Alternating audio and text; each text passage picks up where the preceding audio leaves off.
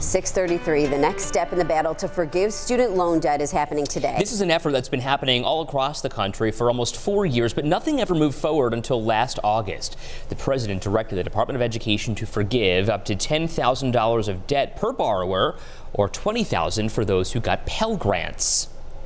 But today, the Supreme Court is going to hear arguments in 2 separate lawsuits filed by 2 different borrowers and a group of Republican-led states. So they're arguing the president's plan is an illegal abuse of power. Even if the plan doesn't move forward, borrowers will once again have to start paying back their loans that were paused during the pandemic. So we asked our Scripps political reporter, Joe St. George, how long you'd have.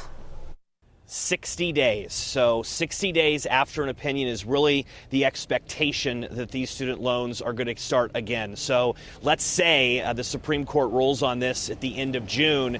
That means by September 1, we're looking at federal loan payments again starting up for millions of Americans. So buckle up. Going to be a very interesting few months for this massive issue for people in Western New York and around the country. Of course, something that we'll be following for you. The decision either way would impact about 43 million student loan borrowers, including thousands in Western New York. 7 News reporter James Catato spoke with some Canisius students, James, about the impact this would have on them.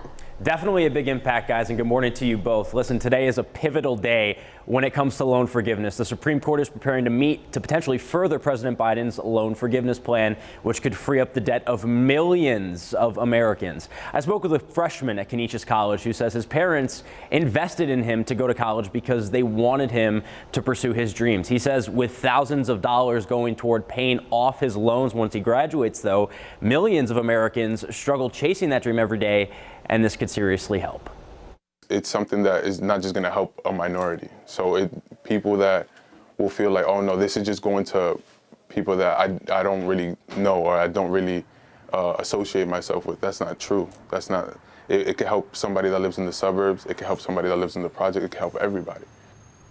In my conversation with Suarez, he says he wants to be debt-free by the time he's 27. He told me by the time he graduates, he'll only be about $15,000 in debt, though, because of the state-funded Higher Education Opportunity Program. So he told me having the loan forgiveness would change his life because it could potentially wipe all of his debt. Live in studio, James Catato, 7 News. Important issue, James. Thank you.